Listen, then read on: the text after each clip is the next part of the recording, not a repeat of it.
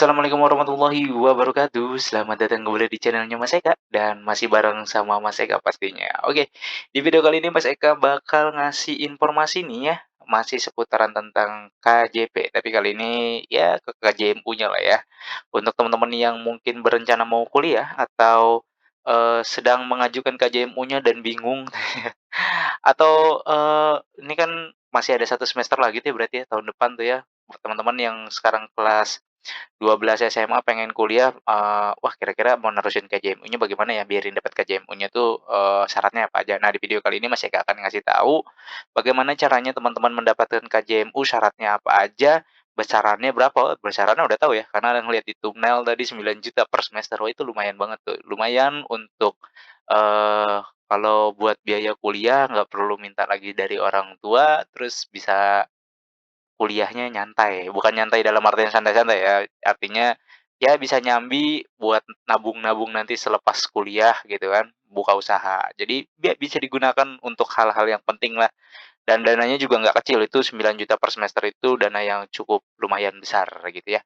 Oke, yuk langsung aja kita ke pembahasannya. Tapi sebelum itu untuk teman-teman yang baru bergabung di channelnya Mas Eka, silakan subscribe dulu nih channelnya Mas Eka untuk mendukung channel ini agar bisa berkembang lagi dan bisa memberikan informasi-informasi yang bermanfaat lagi kepada teman-teman.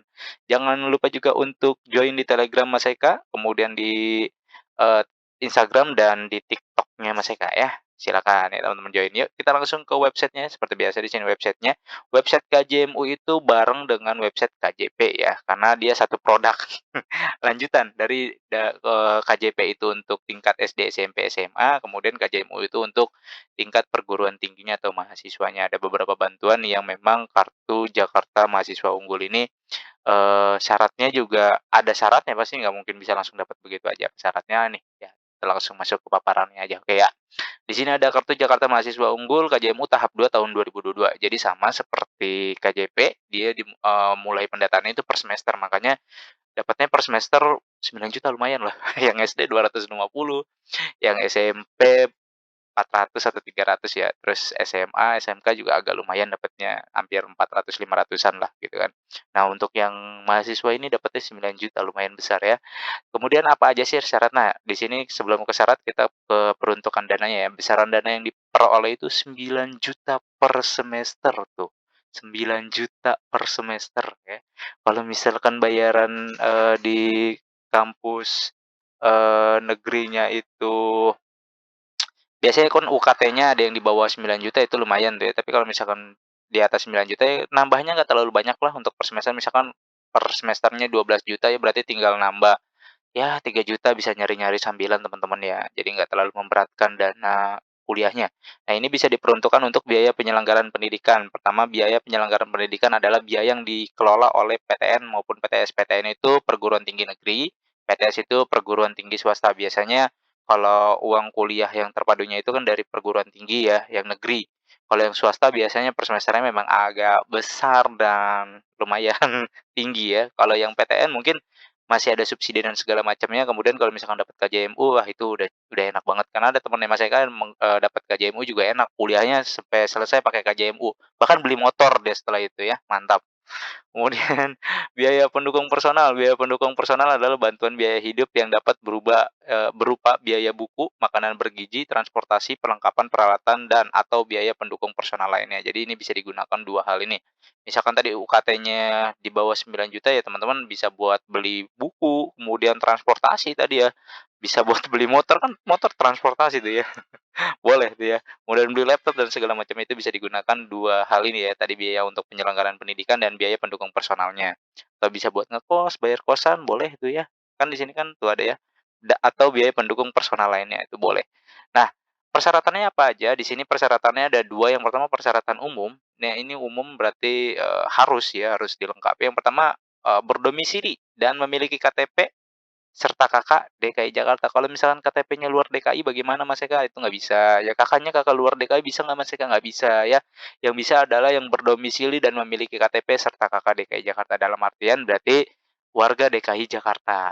Ya kalau misalkan warga Tangerang, warga Depok, warga Bekasi, atau warga Jabodetabek lainnya yang ada di sekitaran DKI Jakarta gitu ya, bukan memiliki KTP atau tidak memiliki KKDKI ya nggak bisa gitu, apalagi, luar provinsi atau luar pulau itu nggak bisa ya. Kemudian terdaftar dalam DTKS daerah dan atau warga binaan sosial pada panti sosial dinas sosial. Jadi DTKS daerah ya, karena DTKS kan ada 2 tuh ya, DTKS kementerian sama DTKS yang dari Pusdatin. Nah, ini yang digunakan DTKS daerah ya, atau warga binaan sosial panti sosial dinas sosial. Itu bisa anak yatim, kemudian yang pokoknya yang ditinggal pantian sosial tuh bisa, persyaratan umumnya dapat ya.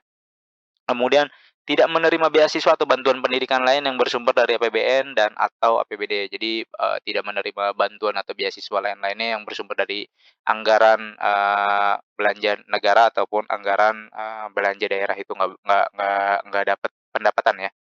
Jadi di luar itu bisa mungkin ya, tapi kalau sudah dapat beasiswa biasanya akan sulit lagi untuk dapat, beasiswa KJMU-nya gitu ya. Oke, ini umumnya, kemudian ini ada persyaratan khususnya nih, karena banyak teman-teman yang kemarin juga banyak yang nanya, "Pak atau Mas, ini saya dapat PTS tapi akreditasinya B, emang nggak bisa yang ngajuin?" Ya, di sini ada persyaratan khususnya. Yang pertama nih ya, kan di sini ada calon mahasiswa dan mahasiswa. Jadi kalau calon itu yang baru mau daftar, kalau mahasiswa yang sudah menjabat sebagai bukan menjabat, sudah, masuk kuliahnya atau sedang mengenyam pendidikan di perguruan tinggi ataupun swastanya disebut mahasiswa. Kalau calon kan baru masuk tuh ya.